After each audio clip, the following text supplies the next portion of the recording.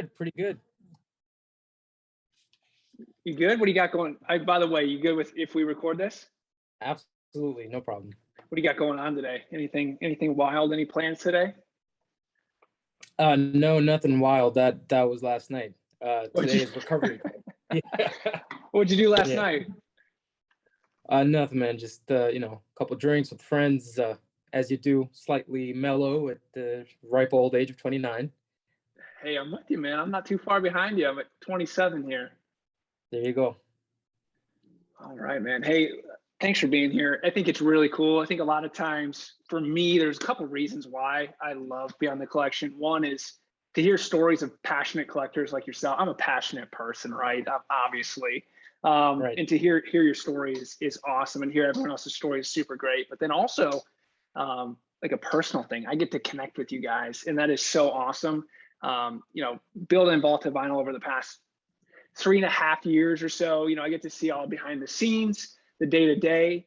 But I think it's easy to forget as you're going along the journey of your life, just as you, all the people along the way that really help make it possible. And whether it be customers, whether it be people behind the scenes, help and support, it's something that I don't take for granted. And I'm grateful to be here with you. So thanks for taking the time, man. Of course, man. I'm more than happy to. I mean, you get to, like you said, you get to talk about something you care about with somebody else that also cares about it, and what could be better, right? Right.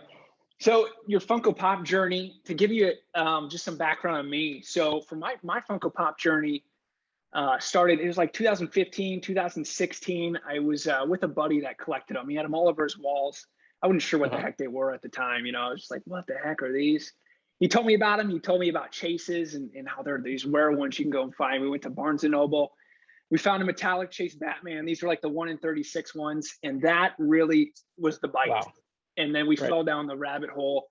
And then fast forward, it's 6 years almost now, I'm sitting here with you. So how did you get started with Funko Pops? Where did your journey start? Man, I want to say, I like to think that it's not uncommon.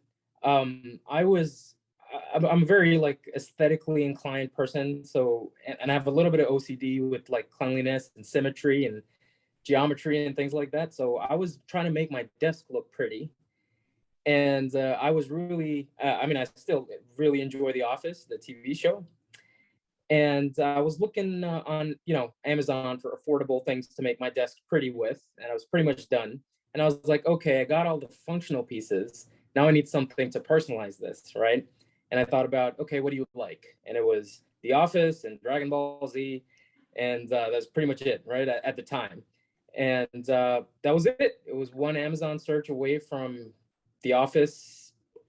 I don't know what I must have put in, figure or collectibles, something like that. Funko Pop showed up.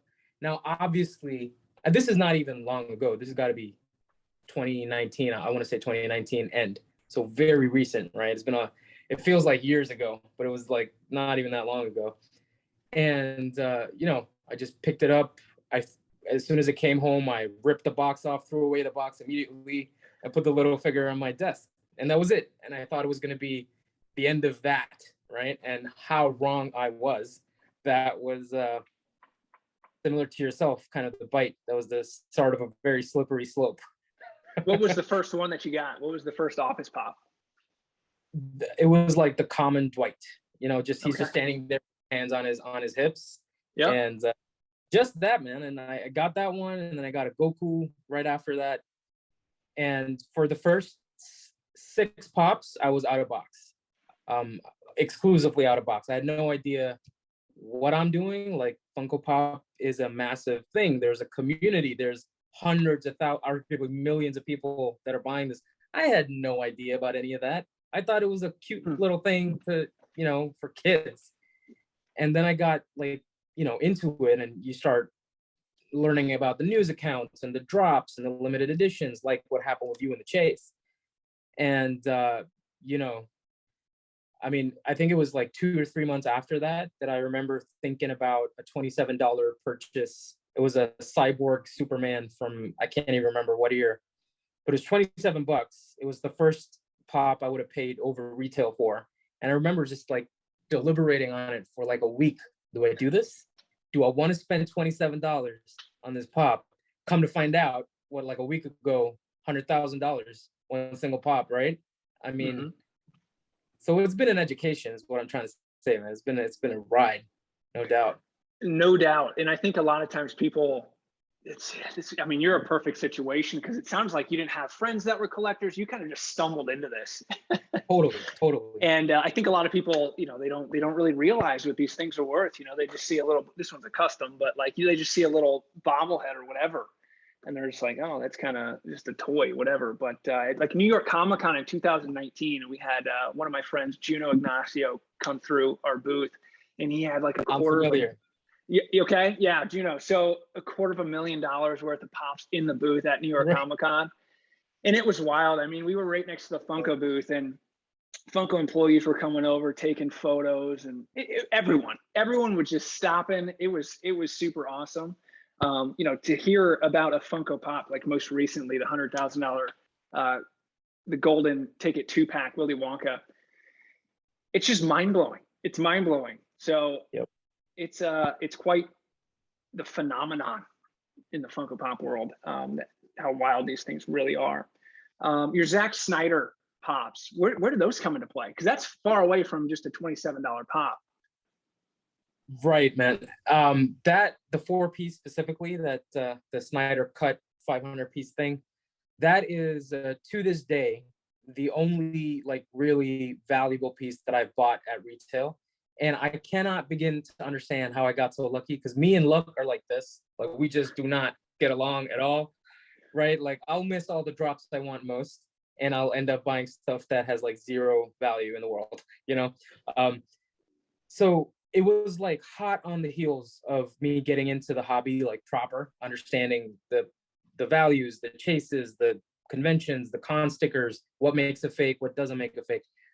And I think I just started following all the major news accounts on Twitter and Instagram, like Disc Trackers and Funko Pop News, and I think Funko Finders, right? There's the big three that I can think of. And somebody, I can't put a name to it, but like somebody posted something about there's going to be a 4-pack from the Snyder Cut. No details, nothing about a 500-piece. Like, I remember this thing like down to a T. There was no information, no details. The only thing they said was you have to be part of, or not part of, subscriber to DC Universe Infinite at the time, which is like a comic book subscription that they have, right? And DC Shop is kind of under that umbrella. So it was just the one and only time I got super lucky. I was just on time on a Thursday afternoon at 12 noon, just like a hawk on that page. And I was a subscriber at the time. And so it went live, I bought it. And then, as I do with everything else, I immediately went to Twitter to see what people are saying about their experience buying it or not being able to buy it. And there was cancellations galore. Everybody was getting their orders canceled. And there was 2 reasons for that. One, the DC Shop guys, and I know this for a fact because I work in the same like general field, they messed up their back end on the limitation. So that link for the 4-pack was live for everyone, even if you weren't a subscriber. So I want to say a majority of those cancellations were probably people like that. And then some of them, obviously, because it was a 500-piece, there's not a lot of them. And it took me about 9 months of waiting to get it, because it kept getting delayed. I ordered it in February. It was supposed to come out in August of that year. And I think it came out in November instead. What year was this? This has got to be 2020. Yeah. Okay. 2021, yeah, okay. Probably. Yeah. 2021. That's the year. Feb 2021 is when I ordered it. And I think it supposed to show up in August 2021, came in November. I've had 3 orders from DC, and not to like bag on anybody or anything, but I've had 3 orders from those guys. 2 of them have been like destroyed. Totally destroyed, and like not even well packed. I mean, I'm not gonna shy away from saying this. DC Shop, pack your stuff right. But that 4-pack, man, just luck upon luck. It was pristine, not a scratch, not a thing, and no protection in the box whatsoever. So I just got very lucky with that 4-pack. It's meant to be. Yeah, and it was then meant the to other be. 2, The other two I just picked up, along the way afterwards. Those were obviously resale, very, very expensive at the time. But yeah. What was Man of Steel at the time when you purchased it? How much was that? So I got a non-mint. It's got a couple of dings on the back. Not too bad for its age. I think it's like a 2013 pop, right? It's looking like that, yeah. Right, SDCC 13. And I got it for 360. It was going for 500 plus at the time, but because of its condition, I got it for 360. I got it from Steve Yuan from the Collector's DNA. That's like his little shop. Okay. And yeah, all the kind of bigger that I guess that depends on how you see big and small, but from what I can see online, like he's a huge collector with the Friendums, and there's like that whole legend about all of them. So Steve's got kind of his own exclusively grail selling, kind of like Chris Savage with Savage Pops, that category of seller. So I picked it up from him. The Man of Steel pop and the 2-pack, both the Batman vs Superman, that one. So I'm looking at your photo right here and I see this awesome custom display vault XL that you created. When did you stumble upon vaulted vinyl? When was that in your journey and how? Very natural. Again, like nobody told me about it. I'm sure the name would have come across my path from a pop that I bought on secondary market. Somebody would have put the pop in a VV protector. And just like that, I got introduced to pretty much every every protector company, most of them, I want to say. And when I got enough of my own pops that were nice enough to keep in box and I cared about enough, I was like, okay, now I got to get my own protectors. I can't rely on like people providing them to me. And from whatever I could find, like, I don't know if it was just the reviews I saw at the time, but they were all very glowing for vaulted vinyl. They were like, these are the nicer ones. They're thicker. They're not like too solid, but they'll keep your stuff protected.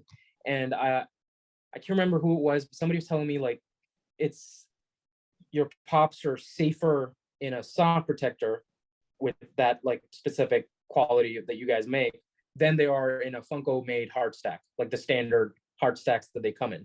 And then I discovered that the hard way because I had like a whole shelf collapse on me, unfortunately. And everything was fine except the one thing I had in a Funko stack. That is the one that got damaged, So yeah, it was just totally natural. I found some good reviews. I thought, okay, I can pull the trigger on a $50. I think it was $50 roughly for a 40 pack, right? For the sock protector. Yep, it was. Yep. And that's the one I got. That was the first vaulted vinyl product I bought. Your display vault was kind of on my wish list, but at the time I had nothing worth putting into something so nice, And when I finally got that 4-pack, I had this kind of like this, I don't know what you want to call it, like a daydream of I'd like to put this in a display vault, but I'm gonna have to cut it myself, which I didn't want to do because I just bought the thing. I'm not gonna like massacre this beautiful thing. But then what really happened, like why I pulled the trigger on the display vault too. It was just like I was trying to make something really unique because I was a little bit. I like to have the nicer version of the things that I'm into. Mm-hmm. Like if I can afford an iPad Pro, I'll buy that over a standard one if I need it. But with Funko, utility is not really a topic of concern. It's just what you want. And I was like, I'm never going to be able to afford like the $5,000, $10,000 pops. That's out of the question for the foreseeable future, right? So what can I do that's going to be like a one of one or like a one of a kind, like super unique, nobody else is going to have it? And then I thought, like, wouldn't it be cool if I had the rarest pieces from Zack Snyder's Trilogy and I could put them all in this one kind of box? And that would be my unique thing. That would be something that nobody else has, that would be my own thing. And then I got all 3 pieces, and then the natural next step was, okay, I got to get the display vault. And I remember DMing you guys on Instagram. And are you usually the person handling your social media? Sometimes I am. Yep. Sometimes I am. So it's probably you, and you gave me what I think was a very apt and proper response, which was I asked the question, "Hey, do you guys? Is it possible that you could customize this, or that I could?" And you said words to the effect of, "Sure, you could. We don't recommend it." Which, I mean, I would say the exact same thing. It's like, don't rip it up, because we're not going to give you a new one. Like, this is on you. Uh, but I took a shot. I was like, I'm a designer. I could do this. I could give it a shot. So I cut it up, and I got my fiance, who's a lot better with craft, to make the white stuff that you see in the picture. And that was it, man. It took a while, but it got made, and that was when I had to send you guys the story and everything for Beyond the Collection. How'd you do it? How did you do it? I look at it. How did you go about doing it? What's it actually look like under the white? Tell me how you went and did that. So it's essentially, well, the first step is obviously getting yourself the right kind of cutter, because you guys use what, to my knowledge, is very high quality hard foam for the padding and everything. Mm-hmm. And with that quality of foam, you absolutely do not want to get the wrong tool. So with cutters for foam, I'm not an industrial designer, but I got a lot of friends that are. So I had a lot of resources to pull from. And they all told me that if you do this with the wrong cutter, it's going to ruin the look. Your lines are going to be all kinds of ways. Your depth is going to be totally incorrect. So if you're going to do this, spring for a nice cutter. So instead of what should cost $5, I spent like 25 on a proper foam heated, electronically heated thing, and then cut. So in the bottom three, all the divisions, because I needed the whole thing for the 4-pack. And then on the top, just one for between the 2 packs. And I cut that, to be very honest, on the inside, it's not like perfect. There are, because it's an aftermarket job that I did. So there's a couple of grooves. If you put your finger over it, you'll feel the not smoothness. Mm-hmm. But other than that, everything fit perfectly. I bought a little extra foam, nothing near as good as what you guys have in there, but enough to get the job done, to fill in. There was a little bit of extra space, as you can probably see on the right side of the image, like where I have the little writing over there. Mm-hmm. So that was all the part that I took care of. And then the beautification process was all on the fiance. She came in and got like high grade poster paper and plastered it all over. That's the white part that you see. And then we got the Zack Snyder's Trilogy, that piece, that little writing on the right side. That's just your standard poster print from like a Walgreens or a CVS or whatever. And that's it, man. Like, good quality glue, putting it all together. That's how it came together. How long did it take you guys to do it? Actual hours worked on the project, I want to say about like maybe 12 to 14 hours total. Yeah. Just, because you got to do everything real slow, not to screw it up. Yeah, you want to do it right. Exactly, man. And it's once something is cut, you're not ever getting it back to how it was. So I did this knowing this is going to be a forever display vault. This is not the display vault that I take pieces in and out of. That's going to be a different one at a different point. This thing is like, I may as well lock it with a key and throw it away. Like, Where's it displayed now? Is it like a centerpiece somewhere for you? Yeah, it was up on the wall. I pulled it down just in case we wanted to see it. Yeah, let's see it. You got it? Let's see it. Sure thing, man. It's right here. It's in my hand. Let me awesome. get it to frame. Yeah, I love it, dude. I'm all about creativity and being, because the way that I kind of view this and view life is that we're all artists, man. We're all artists in our own way. And to see that makes me so happy. It makes me so excited to see that. And that is so great. What is it about Zack Snyder's Trilogy that really kind of grips you? And like, that's the thing that you really are passionate about.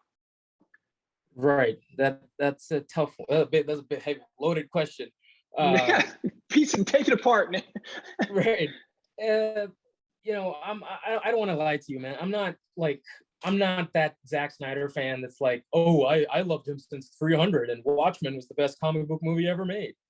Um, Both of those things have some merit. It's just not how I feel. I'm not like a lifelong fan. I got into it because truly it was really Batman versus Superman. People hate that movie, and I get it. Believe you me, I understand. There was some things wrong with that movie that you just can't get past. But in my opinion, it was like a masterpiece. Awesome. Not that hyper edited, overproduced thing that you saw in the cinemas. Obviously, the director's cut, the 3 hour, 3.5 hour long version of that movie was really good. I just liked Ben Affleck as Batman was a huge surprise. I was one of those people like, get out of here. No way. I'm not watching this guy from Good Will Hunting try to be Batman.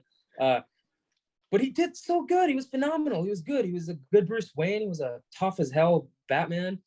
And Henry Cavill was like, I don't think that man's ever going to get a better role than like a more suitable role than Superman. That's like RDJ and Iron Man to me, that's like perfect. So that movie was like, okay, I've been a DC fan forever, but watching it come to life like that was like, okay, there is hope here still, because Man of Steel never got followed up, which was a shame because that was a phenomenal movie too.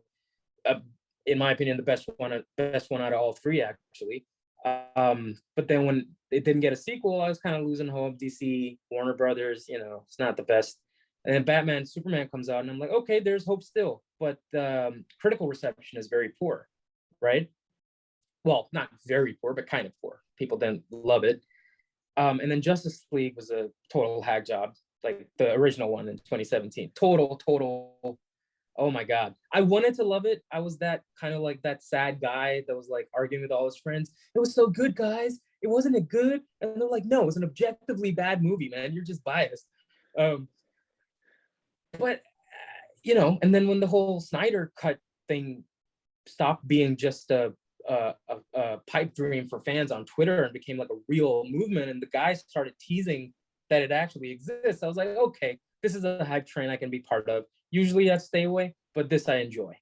So let's do it. Let's get into the Snyder Cut, and that's it. So specifically to your question, like, what is it about his trilogy that speaks to me so much? It's not so much of a comparative thing that I like the DC style, or specifically Snyder's DC style, or I like darker comic books. It's none of that complicated. It's very simple.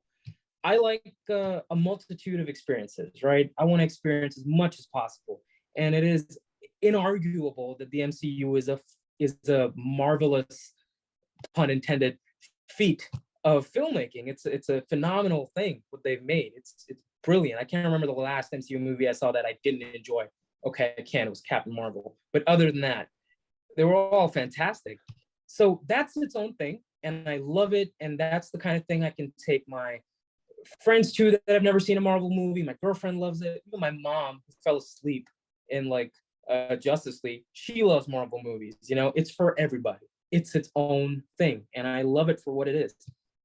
Snyder's DC stuff is like, what if superheroes were actually real? Not in a self-ironic, self-debasing, self-humor kind of way, like, hey, I'm Iron Man. Let me make 20 jokes about why that's ridiculous while also being awesome. It's more like, no, this is Superman. If he existed, people would worship him. He is a godlike creature. To see that on screen, showcased in exactly that effect, I thought was like, this deserves a display vault for the Pops. That's what happened. That is amazing. In your Beyond the Collection story that you're sharing about this, you had a line in there that I thought was super interesting and that really kind of gripped me and grabbed my attention. And that was that a thing is not beautiful because it's perfect. And on that? Sure, man. I mean, the immediate context within which I said that was obviously that the Snyder Cut movie and the fact that it wasn't perfect. So the literal explanation of what I meant was, no, I don't think a 4-hour movie is smart. It would have never made the cinemas. There was a lot of stuff left in there that any good editor would have been like, we got to lose that. This is not needed in a movie at all. So like there's the film critic in me, sure, and I saw all that, and I can't pretend I didn't see it. It's there. But then there's like the fan of me that's like, dude, this is phenomenally good. Like, okay, there was a 2-minute singing scene that wasn't necessary right at the start, but other than that, I got nothing to complain about. This was beyond great. And so I've just kind of extrapolated that meaning in that line, which is that, yeah, I mean, it's not going to be exactly what you thought, exactly what you might have envisioned, but that doesn't mean it isn't a perfect thing in and of itself, you know? Like, I don't think my personal views on Superman or DC and all that, like, I want to see a few things that I haven't seen in live action. Sure.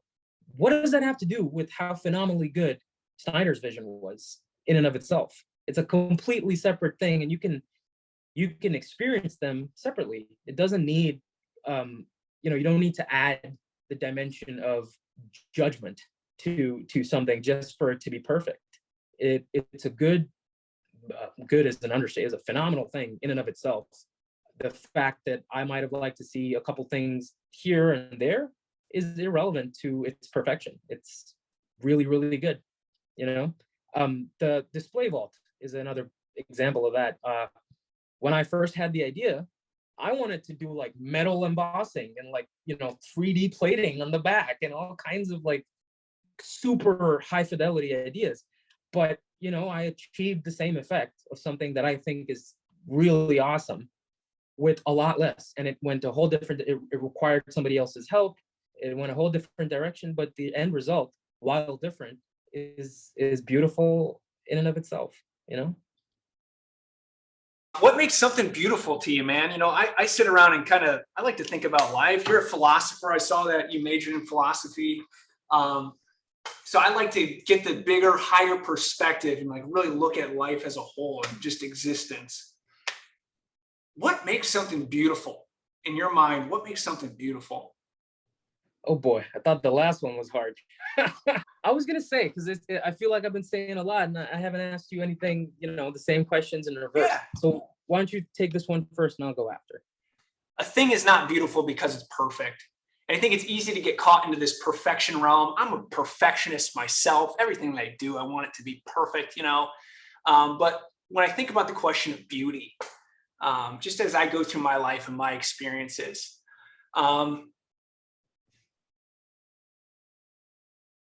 I think it's beautiful when it's real. For example, vaulted vinyl. What I think is beautiful about vaulted vinyl when I look at it is, one, yes, the creation is kind of coming through me, but what's more beautiful about it is the reality of it. And that is that it's not just me. It's me, and then it's this entire crew behind me that makes this possible. Like, if it wasn't for you, if it wasn't for the rest of the vaulted vinyl crew, none of this would be even here. And is vaulted vinyl perfect? No. You go through like product creation. It's like, can a product be perfect? And it's like, no. I think about the Legendary, and it's like, that's a fucking awesome product. Is it perfect? It's not, but like, it's real. It's real. And you see that through views from the cockpit as I share along the journey. And then I know I'm bouncing around here, but it's like just looking around in life in general. Like, I'm looking at a tree right now, and it's like, that's beautiful. Like, I just watched that thing go through the winter and lose all its leaves. And all of a sudden, you get rain coming in, you get sunshine, and now this thing's alive and well. And it's real. Like, it's really there. So beauty for me is just like, it's just, if it's real, if it's the true thing, that's what beauty is. And like, for your example here with this Display Vault XL, why that thing is so beautiful to me, your custom one, is because you created it. You took 12 hours and put your passion, your focus into that to make that thing fucking awesome. And you got someone that you love, your fiance, to help you out with that. Now it's like, you're never going to forget that. That has a story for life. And when you look at that, it's not just Zack Snyder's, 4-pack or a man of, it's that, but then it's the entire story and the experience around that. So, yep. Man, you can go in a million different directions, and I'm sure I'm bouncing all over here, but for me, if it's real, if it's authentic, And if it's true to you, that's what I think beauty is. What about your? I know that was so all over the place. No, not at all, man. I mean, that's it's a philosophical question, so the answers are going to be kind of correspondingly all over. That's totally okay. I mean, before I give you my take on like what beauty is, because I don't even know if I'm ready with that answer, but from what you were saying, if it is real, it is beautiful, right? And I just wanted to like break down your example of the legendary, right? It's just a quick example. It really is important to define what it is, right? Because the legendary is, on paper, it is a Funko Pop hard stack protector, sure, right? But that's a lot of words. That's a lot of things. It's a protector, but it's also something that displays your item, right? So it could very well, and from the videos that I've seen, it could very well be the perfect protector in terms of, yeah, you could smash a hammer, throw it off of a first floor balcony, the interior thing will be fine. So as a protector, let's say it's perfect. But then you got to think about, okay, as a display unit, as something that stacks on top of one another, which is not the primary job of a protector, but it's a secondary job, and it's an important one, because it's not like I'm going to put it in the legendary and put it in my closet. No, it's going to live out for people to see, for me to talk about and show it to my friends and stuff. So, you know, like perfection is also something that will come in stages, you know, or in pieces, I should say, not stages. There's no linearity as such, but like something could be perfect for X, but not be perfect for Y, you know? And how you define your purpose for something, it totally depends, you know? Like, I'm sure if your true purpose was like just protection and nothing else, maybe one of those, you know, like that Pelican briefcase thing from that Pop Price Guide video with the 2-pack that just sold, right? Personally, I would want to show that off. I'd put it in a open face thing, like a display ball, right? But to somebody else, they're like, no, I don't want anybody to see this. This is an investment item, not a collectible for me. I'm going to put it in a bulletproof casing, right? So for him, that's perfect. For me, it's not perfect because it's not achieving what I needed to do, right? So I suppose I guess I have given you a partial answer, my answer to that question. What makes something beautiful, like, I suppose, is what you expected from it and how far that exceeds your expectation, you know? And even if you don't have one, something, so kind of the abstract beauty of an art piece, or some might even say a particular Funko Pop to somebody, right? It may mean a lot to you, but and it might be completely subjective, and you went in there with no expectations, but it just blew the lid off your head. You were just like, yeah, that's phenomenal. It could be the tree that you just saw, right? Now, I'm sitting here, I don't see the tree. I don't understand what you mean by, yeah, this tree was beautiful and it really struck me. But it doesn't matter. What I think about it, it doesn't matter. It's a completely subjective lived experience that you had. I don't get to, of course I do get to judge. I do get to say, well, I agree or I don't disagree. But it doesn't matter. It's what you thought was beautiful, right? If I think something is beautiful, then that is now a fact. That in and of itself is now a fact. You know, Shane thinks that was beautiful. Vidur thinks that was beautiful. Doesn't matter if anybody agrees or not, right? And then like, you know, perfection, beauty, what's the overlap? What's the cross section? I don't know, man. Like, perfection is also something that I describe as kind of, it's like a balancing thing, you know? I know that I've been going like yap nonstop. Keep going. Yeah, if you'd indulge me for like 2 minutes, I can tell you the exact story that turned me into like semi-philosophical person and taught me perfection, specifically the abstract nature of the subjective nature of perfection. Nickelodeon, right? This is after, like, probably before my time. Like, I was watching Nickelodeon in the late 90s. I was growing up as a kid. There was a show that I think was a little bit older than that called The Adventures of Pete and Pete. It's two brothers. It was a very simple show, you know, for kids and everything. I might have been a bit young for it, but whatever. It's these two brothers, and there's a specific episode where younger Pete, um, he meets this person. I'll save you the details. Basically, this person claims to be a perfectionist, right? He's kind of a quality inspector for something, and everything he does is perfect. And the whole episode is like a running gag on this guy that thinks he does everything perfectly. And little Pete is constantly trying to foil his perfection and prove him wrong, right? And at the end of the thing, Pete ostensibly gives up and he says, you know what, Inspector, you got me. You're perfect. It can be done. Perfection can be achieved. You're a living, breathing example. Why don't you come on over and have barbecue with us, with me and my family? And he does, right? And I think he's eating like barbecue chicken or chicken wings or something. And he gets done eating. He doesn't dirty his hands once. He uses a fork and knife. He arranges the bones in this lovely like structure on his plate. Even that is neat and perfect, right? And then little Pete points out, I got you. And I got you. You're not perfect. And the inspector is like, what the hell did I do? That's not, everything is perfect. There's not a stain on me, on my fingers. You can lick them if you want. And he says, no, you didn't use a single wet tissue. And he says, yeah, why would I? I didn't need to. And then Pete says, but that's part of eating barbecue. It's an essential part of the experience of barbecue. To take that part out makes barbecue not barbecue.